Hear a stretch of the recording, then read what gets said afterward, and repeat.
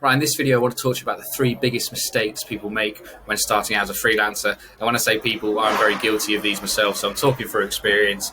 I've learned the lessons of these mistakes and hopefully got on to improve and make better processes of how I operate. But these are three things that time and again come up when people start out freelancing and working self-employed. So the first thing is having this fallacy and thinking that you have to have everything in place before you can get started, that you have to have a fantastic website, maybe less so these days, but you have to have printed business cards and all these things for events. But almost an excuse to getting started by thinking that you have to have all these things in place, great social media profiles, a certain following, all your processes established, all the tools invested, the subscriptions, everything else like that. Ultimately, you don't need any of those things. There's other videos on the channel where I've talked about how you can leverage your network to get going with your first clients, and that you need to just get started. And you can also do that while you're still employed if you want to work on the side and take it at a more safer model of getting going. But that is one of the biggest mistakes I see time and again, a big fallacy of thinking that you have to have everything perfectly ready before you can get started offering and providing your services. In many ways, that can be a waste of time, money, and effort, because until you get going, you don't necessarily know how best to go about those things. What do you need on your website? How is your website appealing best to your target audience? You maybe don't have a back catalogue of freelance work that you can actually place on the website. So one of the best things is just to get started. You'll learn so much more through that than even from anything I can pass on to you or any other person who has worked for themselves for a period of time. So get going is the first thing. Don't make excuses. Don't try and have everything in place. All your website design, processes, systems, subscriptions. Just get started.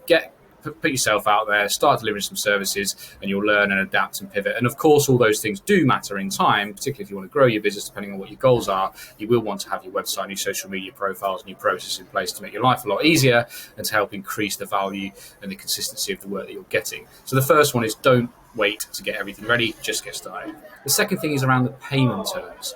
Now, I made this mistake when I started. I was quite nervous about billing my clients, thinking, how should I do that? And how do I compare to other providers that they've had? Maybe I should give them extended payment terms. And I almost sometimes led them to tell me how they should pay me, which is quite frankly ridiculous, really. And actually, as I realized over time, most of the clients want you to tell them to be explicit about what your payment terms are. They understand that, whether they've worked with freelancers or self-employed people before, they have a variety of payment terms and they determine what they are. And experienced professionals will tell you that, who work for themselves. So, for example, I believe for a new client, you should be taking some form of deposit. That could be 50% of the project, depending on what it is, or time, stage payments, but you should be taking some payment up front. Now, it was amazing to me when I stopped taking no payment up front and I was taking payment after the client received the services to go into deposits. I never had one complaint. Every single time I was getting a deposit in advance of starting some project work. Or getting retainers in advance. Now, sometimes you can set up an agreement where for a period of time you have that, and after you have the trust and consistency of someone paying on time, being a good payer, you can then transition to giving them some amount of payment terms. But again, make it small, make it 7 days, 14 days. Don't be giving small businesses 30 plus days for your time and effort that goes into projects. And like I say, no one will complain. People will pay according to your payment terms. And if they don't, they're probably not the sort of clients you want to be working with on a long-term basis anyway.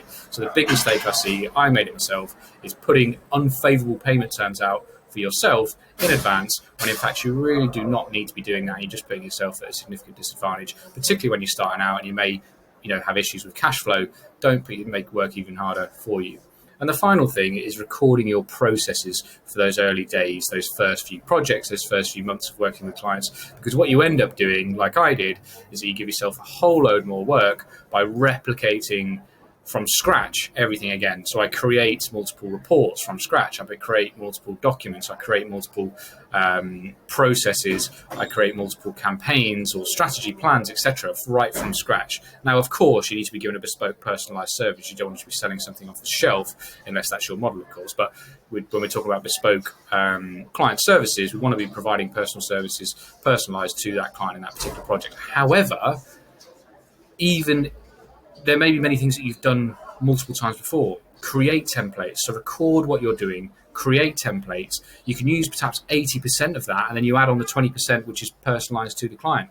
Now, ultimately, they should actually appreciate that as well, because you're then saving that time so you can focus your effort on the bit that makes it special for them in their business, the particular project you're doing. You're not wasting time on going through some of the basic fundamentals, where actually you're a much higher value add than doing that. So record the process for your first few projects, so that when you come to your next batch, you can say, okay, well, I've done this already. I can take that from that project and I can use it again. Or this report, I can take that template of that report and then just adapt it with the data relevant for that period of time or that project or whatever it might be. So just to recap, don't wait to get everything ready. Just get started. You'll learn so much more by doing that. Put the payment terms in your favor when you start out freelancing and working for yourself, and ensure to record the process of your first few projects to make your life a lot easier when you come into the next round of projects as well. All the best with starting out on your self-employed freelance journey.